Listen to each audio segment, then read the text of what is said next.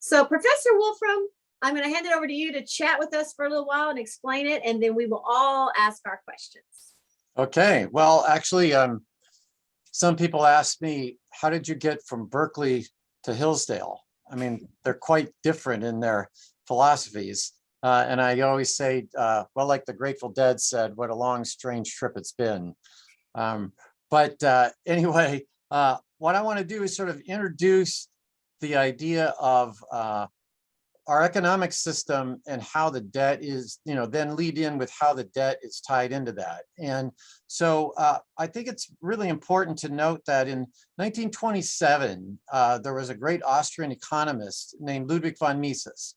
And during the Roaring Twenties, Mises forecast, this was like everything's going along great, and he predicts the Great Depression. He predicts World War II. He predicts the fascists will start World War II. He predicts that the fascists won't win. He also predicts that prohibition is going to fail, all based on a movement away from a political philosophy of limited government and market capitalism as a mechanism for allocating resources. And he's seeing fascism in Italy and Spain, and he's seeing socialism developing in Great Britain. He's seeing progressivism in the United States. And he really is trying to make an argument that we need to move back to this idea of a government that's limited, particularly limited to the protection of life, liberty, and property, and a market capitalist way of allocating resources. And so what he does is he develops an argument and points out that market capitalism is the only way to create wealth for the masses. If what you want to do is you want the poor people to be wealthy, he argues that that's the only way to do it. And that the socialism can't possibly do that. Socialism, and unfortunately, a lot of millennials and the like don't really know what socialism is. But socialism is government ownership of property, and a central planner that decides here's what's to be produced, here's how we're going to produce it, who's going to get what we're producing. And what Mises pointed out, well, there's two big problems to that. One is, how do you get people to work hard if they're not being rewarded? And two, and how do you get them to innovate as well, because there's a risk taking in innovation. But the other big thing is what he calls the information problem. And that is, how can a central planner possibly know how many peanuts to make relative to hot dogs, and whether, anybody that likes hamburgers made out of turkey, how do we know how much of that stuff to make? A central planner can't possibly do that, which seems pretty obvious. But how does that solved in a market capitalist system? Well, the first problem is solved through the profit system. That is, how do you get wealthy in a market system? You get wealthy in a market system only one way: pleasing other people, right? Markets are a system of voluntary exchange. I can't force you to buy my product. I can't force you to hire my labor. It's the only way that I get rich is by producing something that you want. And what I say to my students is, how many have ever used a product that Bill Gates produced, that is Microsoft? They all raise their hand. And I say, how many have ever, not tuition, but ever paid to hear me speak? And nobody raises their hand. And I'll say, that's why Bill Gates is rich and I'm not. Okay, it's that simple. The three things I think to look at is that one is 9 million people woke up in New York City today, and there was exactly the right amount of Starbucks coffee and exactly the right amount of peanuts and exactly the right amount of toilet paper.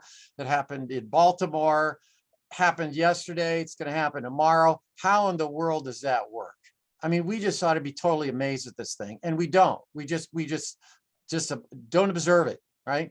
And so the second thing is that everybody on this, on this program or listening to what we're saying is richer than the richest person in the world 100 years ago, right?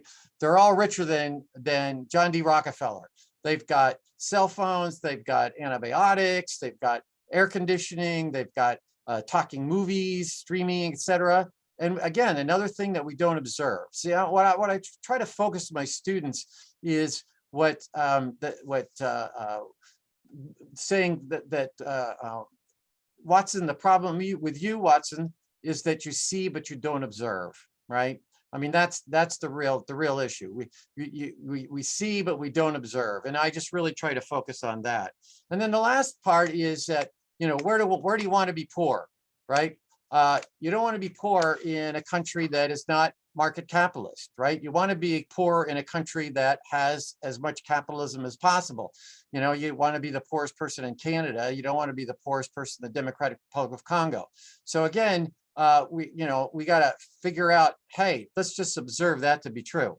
We've moved away from this though. And that's what Mises was even talking about in 1927. We've moved away even farther from limited government and market capitalism. And one reason that that's happened is the size of government has gotten large. Look at the size of government compared to what it was in the 1920s. It's much larger. And one reason that's happening is because the debt has been a focus, or has not been a focus, in the sense that when I come up with a program, I don't say, oh yeah, we're going to have a program to make everybody wealthier through we're going to have, everybody's going to have windmills in their backyard and the government's going to pay for the windmills, okay? But we don't say, oh yeah, and by the way, if we do that, we're going to have to, somebody's have to pay taxes for it, right? So what happens is we come up with different programs that sound good, but we don't mention that this is going to have to be either paid by taxes, or what's going to happen, we're not going to pay it by taxes, we're going to have debt, right?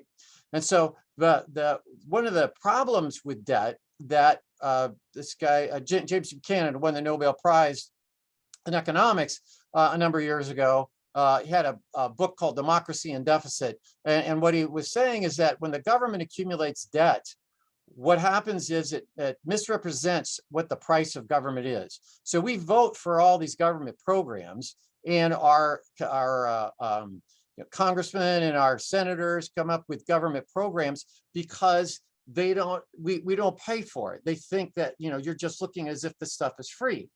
Well, what happens then is that you have to either raise taxes, which they don't, or you sell bonds. And so when the Treasury sells bonds, then that's what is the debt. The debt is this accumulation of the deficits over time. And I guess Ivan Progressic is going to talk more about deficits in particular next time. But the debt is an accumulation of the deficits. And why is this happening? It's happening because we're misrepresenting what the cost of government is, and government keeps getting bigger and bigger and bigger, and we keep running larger and larger deficits, which add to the debt. Now, the debt today is about $30 trillion. And one of the things that there's a website called the US Debt Clock, which is a very good place to just look at data. How much is the debt? How much is the debt relative to the size of government, to GDP? And one of the other things that's debt that we don't really talk about is what's called the unfunded liabilities of two major programs, Social Security and Medicare. Social Security has an unfunded liability of about $21 trillion, which is not quite what the GDP is, but it's large. What does that mean? That the money coming in under the Social Security tax is not capable of paying the money that is being promised. Basically, there's people like me that just got too old. If I live to be 90, you're going to be keeping paying Social Security for another 20 years, okay? And if there's not a lot of young people coming in to pay the Social Security taxes, then you have this inability of the Social Security revenues coming in to match what's got to go out. Similarly with Medicare, Medicare has an unfunded liability of about $34 trillion.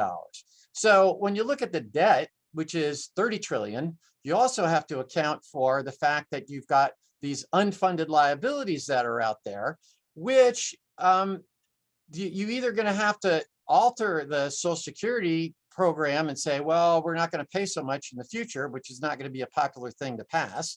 especially if you have lots of seniors out there, or we're going to have to reduce the amount of Medicare that we're going to pay out, or we're just going to keep running these unfunded liabilities out there.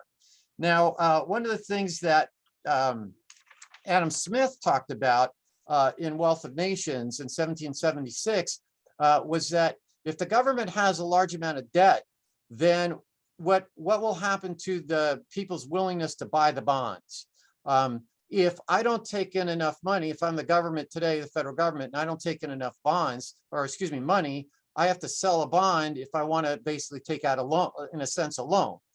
If what happens is the debt gets so large that people say, hey, you know, I'm not going to buy that US Treasury bond because I don't think they're going to be able to pay us back, then you run into a real problem. Now, one of the advantages the United States has is that their debt is denominated in dollars. That is, we, the Federal Reserve, can print, well, basically make more Federal Reserve notes. It can just, you know, it's like Doritos, right? We can just make more. So clearly that we'll be able to pay the money back in terms of dollars. That was a problem for Greece, though, because Greece's debt is denominated in euros, and the Greek government can't make euros. So then you really do have to worry about whether the Greek government will have enough euros to pay back their debt. But for us, you don't. So we're sort of in a unique position that we can do that.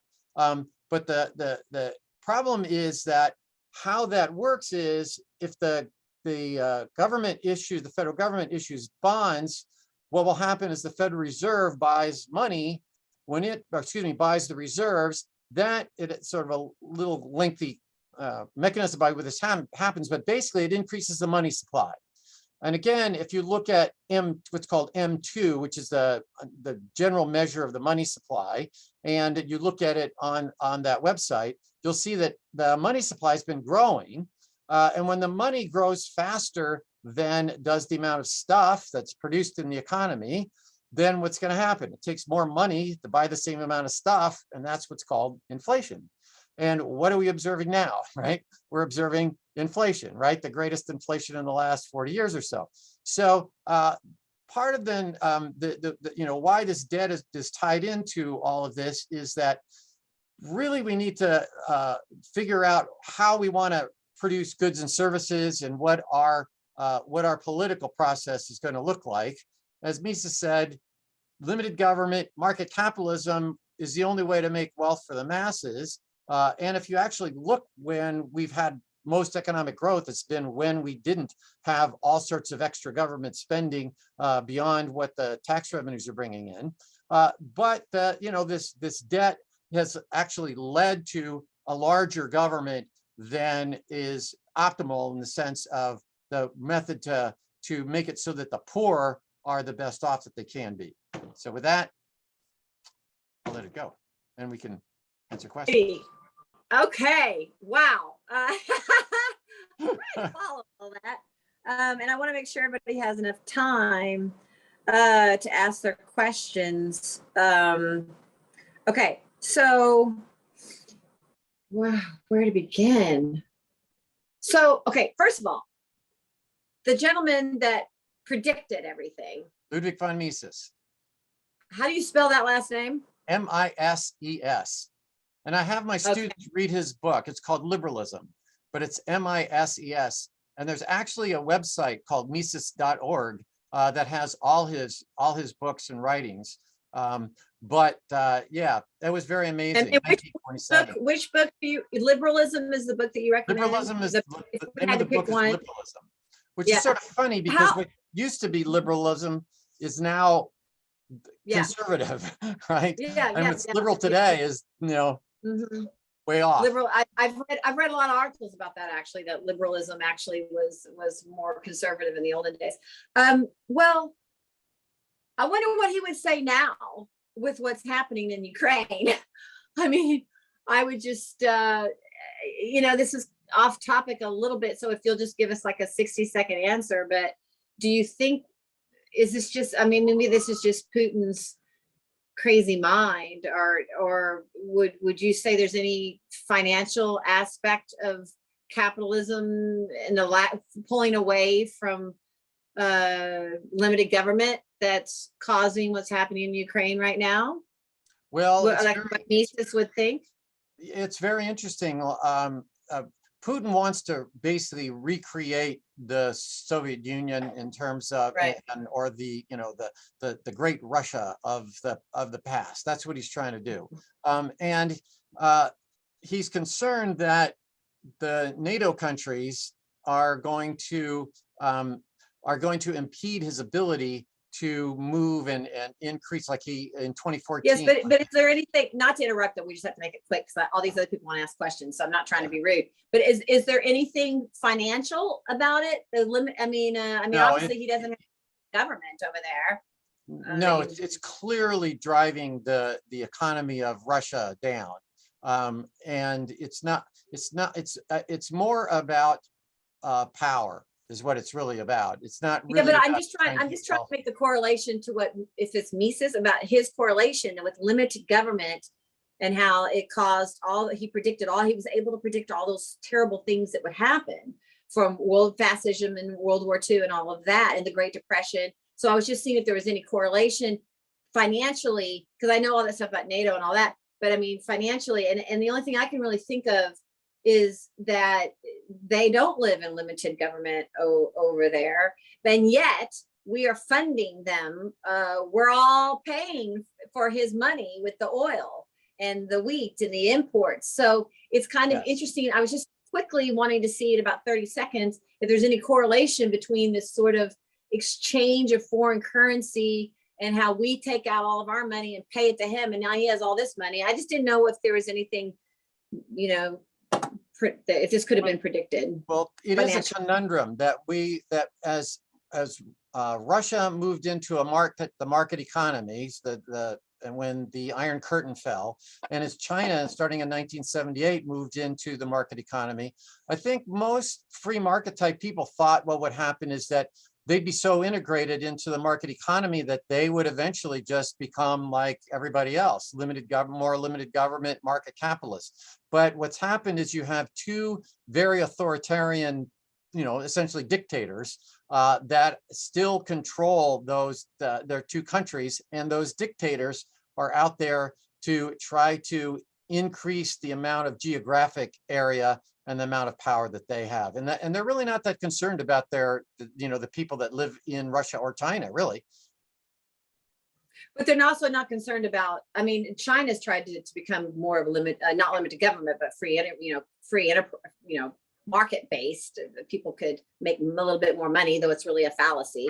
But Putin's really kept a pretty heavy hand, and that the people haven't stood up against that is sort of interesting. But it seems like maybe if people had a little more freedom or fought for more freedom in Russia, they'd fight against Putin, and then we wouldn't be where we were. And why do people want more freedom and less governments? Because they can own more things and have more money.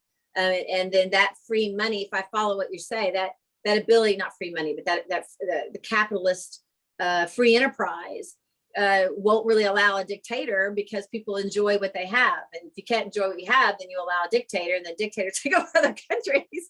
Well, there are. I'm kind of following what but this.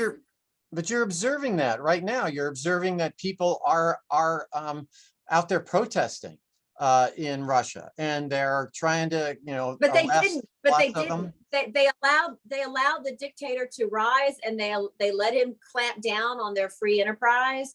And they've let it go, whereas Ukraine is not letting it go. It's interesting. It's just an interesting dynamic. But anyway, okay. Yes. I'm gonna. It's interesting.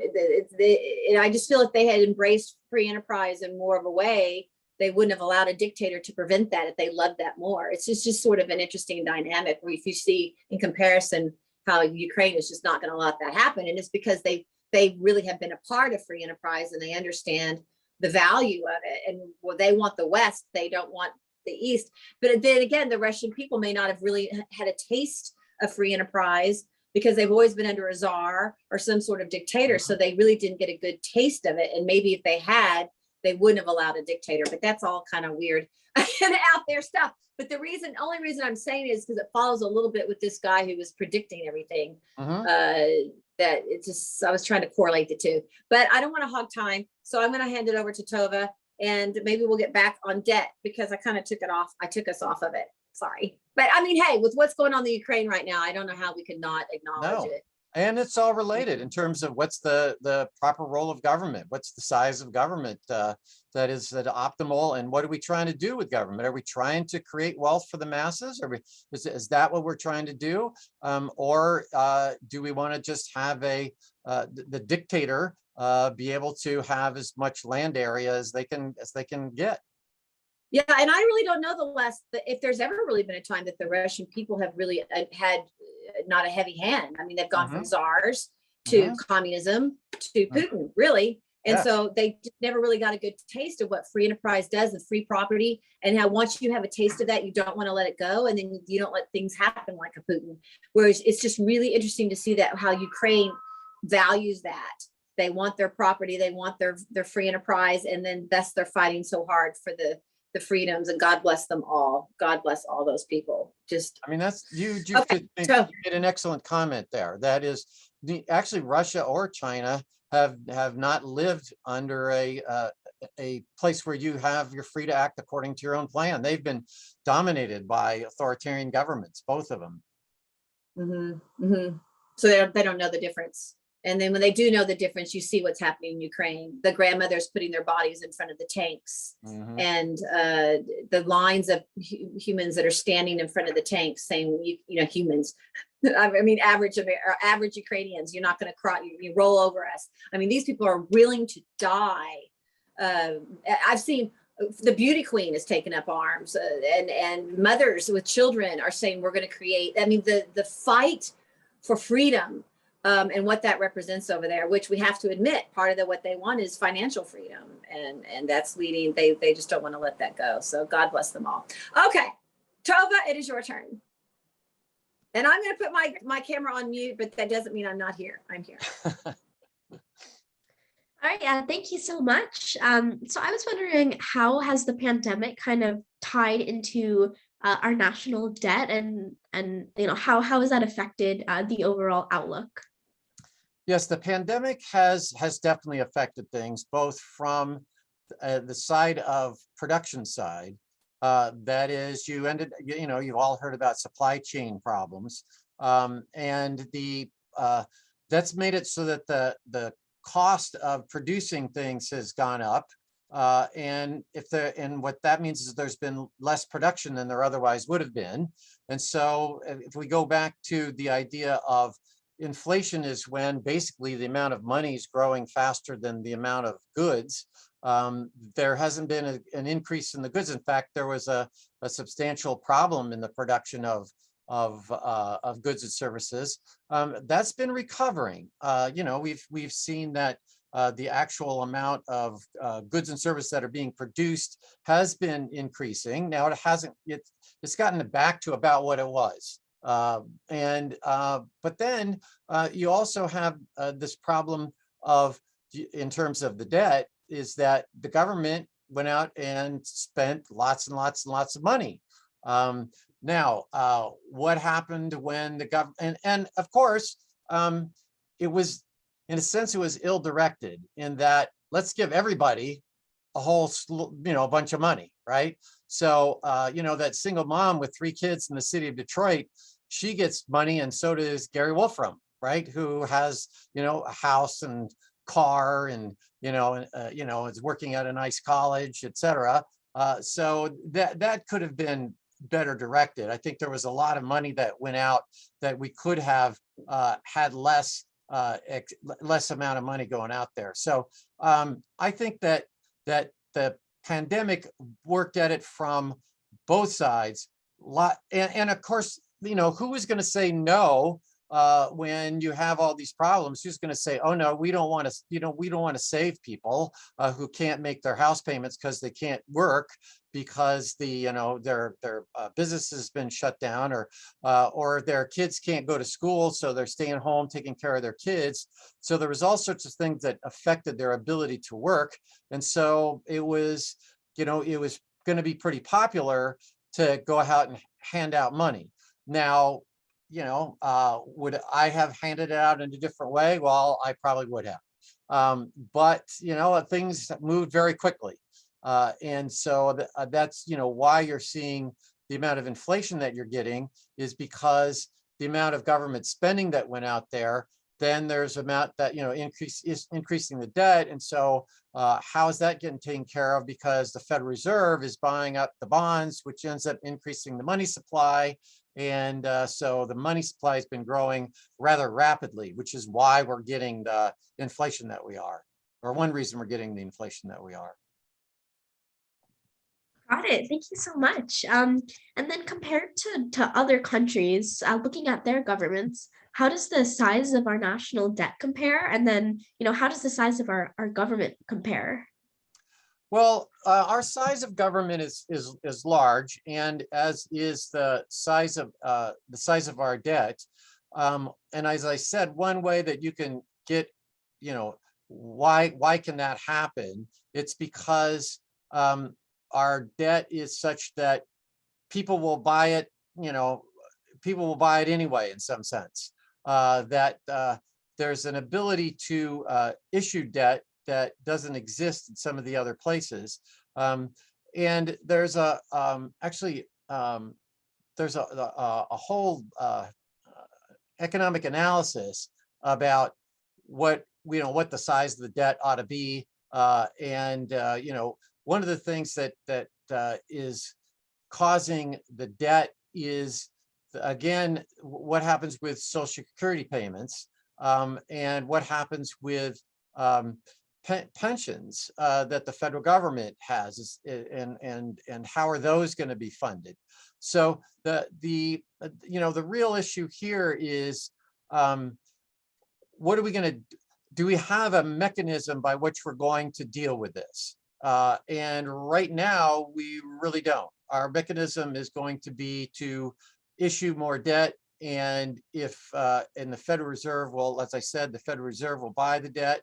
Now, there's been some movement for people to buy the debt themselves. That is, there's been more debt. That's what's called debt in the hands of the public. That is, when you're buying the debt, and that doesn't cause inflation. Inflation happens when the money, when the debt gets converted into money. That's when it gets converted into cash, and that's we haven't had as much of that until just recently. I mean, you'll notice that you didn't have large amounts of inflation until the last few months, that we've really had this ramp up in. And there's sort of a technical reason why that was happening. It was happening because the banks were holding large amounts of reserves, but that's going to go a lot deeper than we have time to go into. But the bottom line is that now this money's flowing out into the economy, and that's what's driving up price inflation. Okay, I see. Thank you. And then could you go over like who our debt is held by? Yes. Actually, you can look that up. Much of the debt is held by the Federal Reserve. Much of the debt is held internally, but there is debt held by the two largest country owners of our debt. Are actually, I believe it's China and Japan. You can look up, you can look these things up if you go and look up debt held by the public, and you can find out what that is. But the majority of debt is held by either the Federal Reserve or held by individuals. And the issue is that if what's going to be happening to prices is part of what also goes on, and that if what happens is you buy a bond and it pays, let's say it pays 3% interest. If prices are going up by 7%, then that's not an advantage to you. And the way a bond works, when the federal government runs a deficit, it sells a bond. It could be a 10-year bond or a 20-year bond. Now there's some 30-year bonds, but they have short, it could be 2 years. So they have different lengths, but let's say it's a 10-year bond. What it does is it promises to pay you an interest rate that's set on the bond, and it'll pay you they're usually $1,000. It pays you $1,000 back in 10 years. So if prices have doubled, by the time 10 years comes around, when they pay you your $1,000, it's really only going to be $500.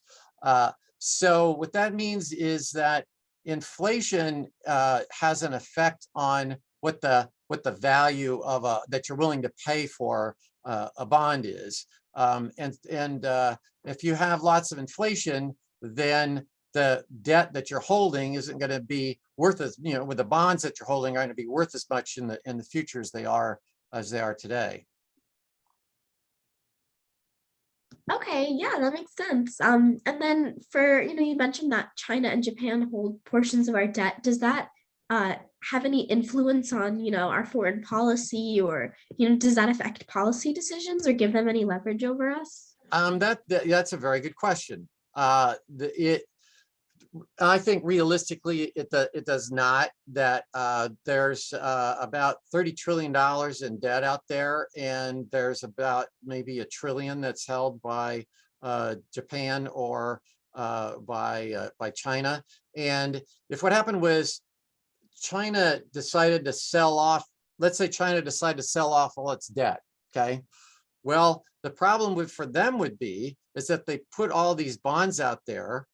Because when you have a bond, it says, let's say it's a 10-year bond and it's due in 2025. Okay, it says I'm going to pay $1,000 back in 2025. If you sell it to me, then you're going to get whatever I pay you for it, right? So if you decide let's say you're China and you're holding treasury bonds that are due 10 years from now. And what you do is you go out and try to sell $1 trillion of it. Maybe there's not a lot of people want to buy, $1 trillion worth of those bonds. So when I increase the supply of bonds out there in the market, I'm going to drive down the price of the bonds. So now they may only get $800 for that $1,000 bond. So it would be difficult for them to actually go ahead and, let's say they try to put pressure on the United States, and you know what, and realistically that debt's already there, right? We've already spent the federal government money. This is a question of, will it affect how much of people are willing to buy for new bonds if we run a deficit in this not academic year, I'm thinking like a professor, in this fiscal year. If we're running a deficit in this fiscal year and we have to sell a bond, then what will we get for those bonds? We put $1,000 bond out there. How well does it sell? How many people are willing to do that? What sort of interest rate do I have to put there in order to get people to buy the bonds? So it has, there's a lot of interaction here, but it's not as if China can put pressure on the United States by threatening to sell off all its debt. We have mechanisms to get around that. And part of that, it's a little more complicated, but a part of that is that the global currency is dollars. I don't know if you've been, looking at what's going on in Russia, where they're now trying to get dollars rather than the ruble, because the ruble's been going down in value, right? It dropped like 20% in one day or something. So so dollars you can buy lots of different places, right? You can use a dollar to go buy something in Mexico or Canada or something like that. I mean, you have to convert it, but it'll be easier to do that. But if you got a ruble, have you ever been to Canada? Okay, when you go to Canada, right, when you cross in there, what can you do? You can go to the bank and you can turn your dollars in and get Canadian dollars, right? Imagine that you go to Canada and you've got rubles. right? You're probably not going to go to that Canadian bank and they're going to swap it for rubles, right? So we have an advantage in that our dollars are a national international currency effectively, and that allows us to sell more debt than we might otherwise be able to do. Well, thank you so much, Professor. Thank you. Like, these are such complicated issues, so thank you for really breaking it down. And now I will pass to Jewel and Jordan. Hi, Professor. Hi. So first off, as far as the debt goes generally, has the debt ever had to be justified as a right for the government to run a debt at all? Was that a debate in the past? Oh, whether the government could actually run a debt, run and accumulate debt. Yeah. Could they issue the bonds? Yeah. There's been an ability to issue debt within the ever since the country's been in existence, right? It's in the Constitution. So the real question would be are people willing to buy the debt?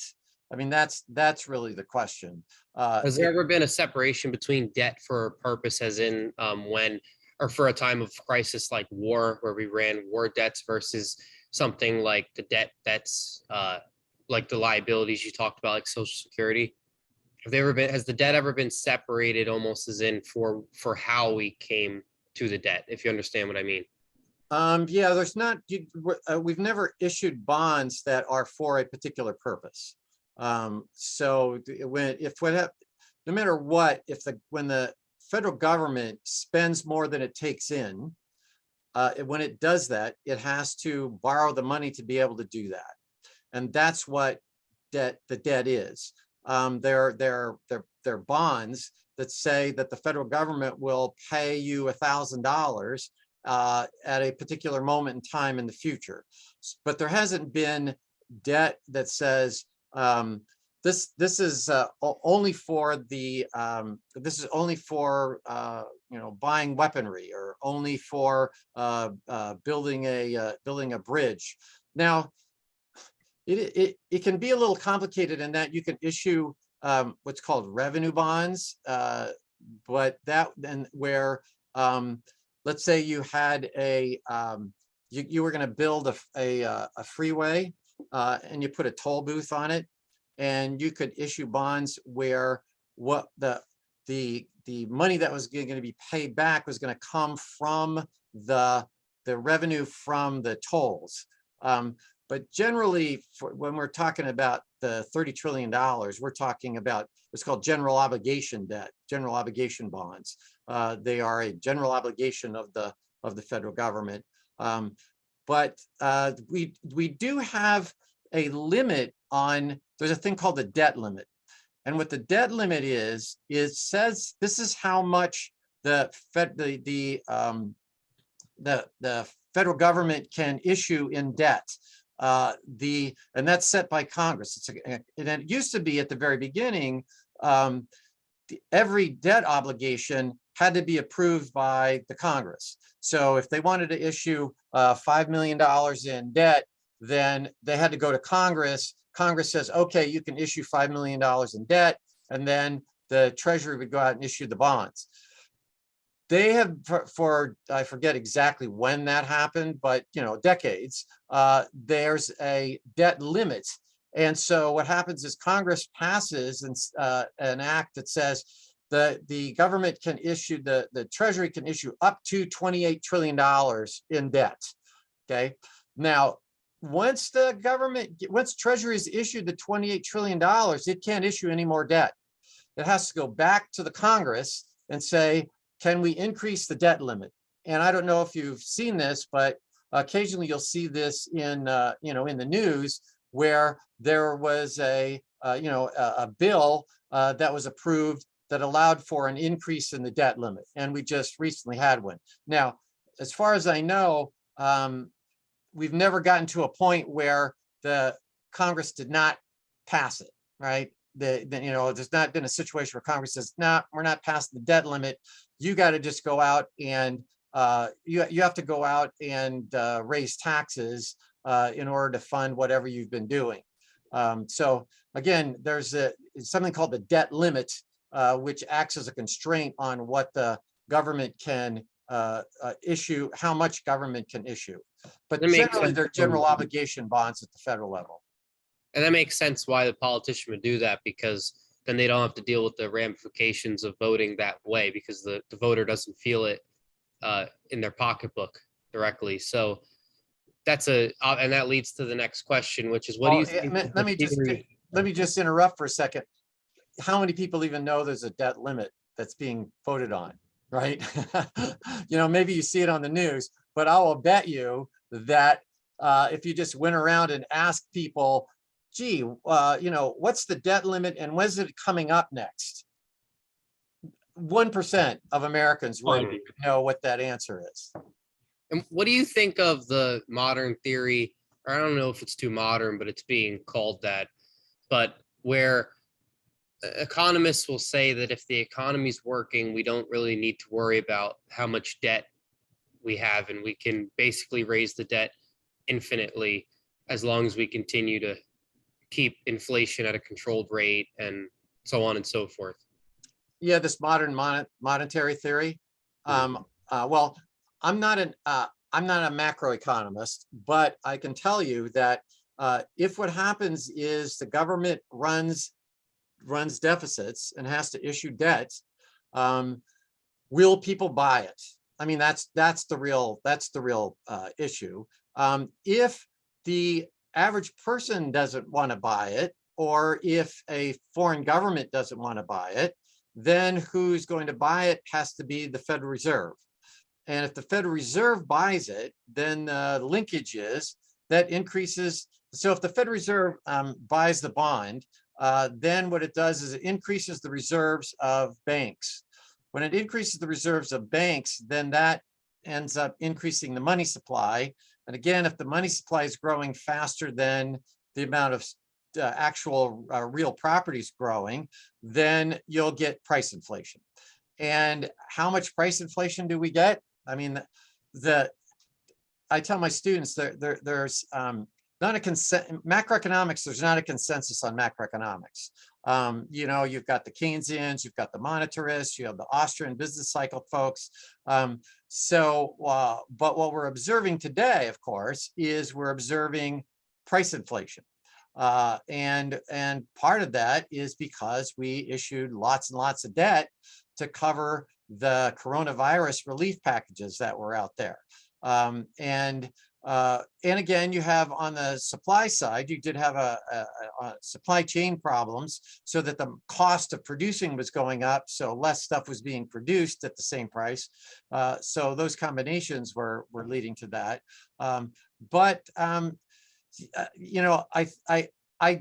personal belief is that you're either going to, if you just keep running deficits and increasing the debt, you're either going to pay for it in the form of higher prices, or you're going to have the people just not buying the debt, and so you're going to have to raise taxes in order to fund what you're doing.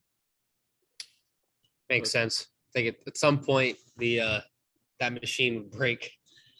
And I was curious about in America, obviously, you went through the whole thing. We run into debt, print money, inflation.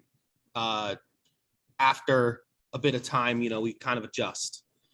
So, but you had mentioned earlier Greece, they can't make more euros. So what is the effect on the citizens and the economy when they run into the situation where we have the ability to print more money? What happens? To the people in Greece, you mean? Yes.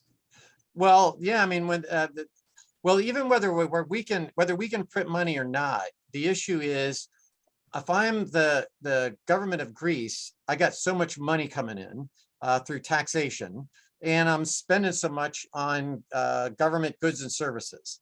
Now, if what happens is I'm going to spend more than I'm taking in, then let's say the economy has a downturn and the tax revenues decline because there's less income out there, income tax, and there's less income, so less taxes are coming in. If that's the case, then I've go out and I got to go sell bonds. Now, what happens is Greece has that their government has to be holding euros, and then it's going to pay back with the amount of euros that it has. But if you're looking out there and Greece only has a certain amount of euros, then how do I know they're going to be able to pay back that 30-year bond that they just are trying to sell? And I might say, you know what, I'm not real sure they're going to be able to do that. So if and that's sort of what Adam Smith was talking about in Wealth of Nations. That is when there's a situation where the government debt has gotten large enough that people don't think they'll be able to pay it back, then what will happen is they won't be able to sell debt, and that'll put a constraint on what your government can do. So in the case of Greece, it did put a constraint on what the size of the Greek government could be, and forcing them to raise taxes in order to make it so that the spending that they're trying to do is matching what the revenue coming in is. Okay, And thank we you. only I think have it's time for some audience questions, right? Yeah, thank you so much. Great questions, everyone. And we have some really great audience questions as well. And Professor Wolfram, first of all, we have a question from one of your former students. Oh, Noel says, greetings from Northwood U in Midland, Michigan. oh, wow. I took Dr. Wolfram's online econ course when I was 11 years old and met him at Hillsdale. My question is democracy doomed to financial ruin, considering that every politician has an incentive to spend and not tax in order to win votes because people like free stuff? Well, That's a very good question. It is a basically that there's some people that would argue that democracy will eventually just turn into in collapse because it can't generate enough because it will, once the people decide that they can just vote themselves money, it will just lead to eventual collapse. So there are people that have said that Alexander Tytler, I don't know if you ever heard of Alexander Tytler, but there's sort of a famous quote from Alexander Tytler. They really don't know whether he really wrote it or not, or it's just, rumor. But the bottom line is this quote basically says that the largest length of a democracy has been 200 years. And what happens is it lasts until people figure out that they can vote themselves money from the public largesse. And once that happens, then it leads to larger governments and then finally a collapse of the economic and political system. I don't think that, we are at that point. But we are seeing certainly your government is much larger than it was when Ludwig von Mises in 1927 was concerned about what was going to happen. Our government is much bigger than it was, 50 years ago or even 20 years ago. So as government gets large, what Mises is pointing out is that the markets can't be as productive. The economy is not going to be as productive, and so we're all going to be less wealthy than we otherwise would be. Mises actually argues that eventually, if what happens is you have what he calls interventionism, where the government can step in and do things and regulate things, that just each time it does that, it creates unintended consequences, and that leads to more government intervention and more unintended consequences, and eventually end up with socialism. Now, I don't think we're there, but clearly all you got to do is look at the healthcare system and see how much government intervention there is in healthcare. It really started with what, like in my book, I talk about it started with wage and price controls in World War II. And then they figured out they could get around wage and price controls in manufacturing by offering you employer paid healthcare. And it all eventually led to people saying, hey, I don't care how much this MRI costs, as long as the as long as my insurance paying for it. So it drives up the price of that. And so eventually you ended up with Medicare and Medicaid and all sorts of problems, as I talked about the unfunded liabilities in Medicare and Medicaid. Well, and that leads to a question from Lawson Barclay, who's actually one of our senior essay winners from our We the Future contest. And I want to put a quick plug in to remind everyone in our audience that we do have a category for 65 and older on our website if you want to enter our senior essay contest. But Lawson asked, what are the possible solutions to the unfunded financial obligations of Social Security and Medicare? Increase taxes, decrease payments, increase age receive benefits. Do you have any quick fixes? Well, that's a very good question, and I've talked about it before several times. Politically, it's going to be very hard to reduce Medicare or Social Security payments, just because seniors vote. They vote more than the average voter participation rates are higher than the average person out there. I'm going to guess what's going to happen is they will be increasing the Social Security and Medicare taxes. But what they're going to do is they're going to do it a little at a time. And what they may do is they may reduce the spending side for people who are, let's say, 45. And say, okay, in 15 years, so if you're 45, you're not going to get the benefits that are written in the Social Security Act. What's going to happen is that you're going to have, 15% less than what it is right now. So I'm going to guess two things are going to happen: increases in the Social Security and Medicare tax, and a reduction in the benefits for people who are. That's not going to happen for another 15 years. Thank you. And then JT Shim has a couple of great questions. One, wondering what interest rate we're paying on the 30 trillion. And then just, just a basic question, when will the debt be paid? Well, the debt's never going to be paid. I'll tell you that right now. Interestingly enough, we have very low interest rates right now. And if you, I don't know if you've been following, but like even the 20-year treasury is only about 2%.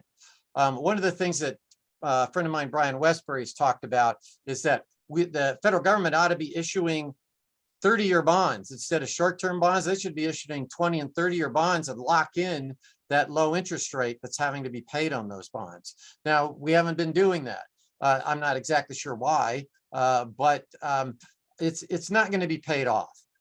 It may be that relative to the size of the economy, it's going to get smaller and smaller. If we could get the economy growing faster than how much we're adding to the debt, to the extent that we can have balanced budgets, then the debt will be going down as we pay the bonds back that are out there. If we have balanced budgets, then we can do that. And, that's not an impossibility. There might be, Buchanan and Wagner argued in the 1970s for a balanced budget amendment.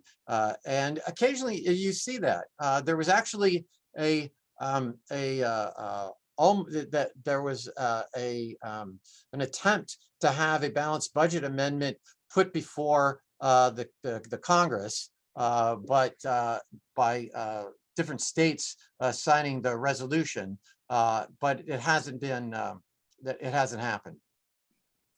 And that's one of the beauties of the Constitution, is our founders gave us two ways to amend the Constitution. Yes. So Congress won't pass it themselves. The people can pass it through the states. So Yes. that we may yet see that happen. Yes. So we are right at time, and we want to thank you so much for being our guest today. I think we all learned so much, and I just wanted to open it up to anybody on our panel with any closing comments before we go. Jewel and Jorn, or there's Janine. Oh. Thank you. That was terrific. I'm making my dogs bark. So complicated, but thank you so much. You were terrific. I enjoyed it. And we do want to invite everybody back next week as we talk about the deficit. So thank you so much, Professor Wolfram. Thank you. Thank you for having me. Okay, bye.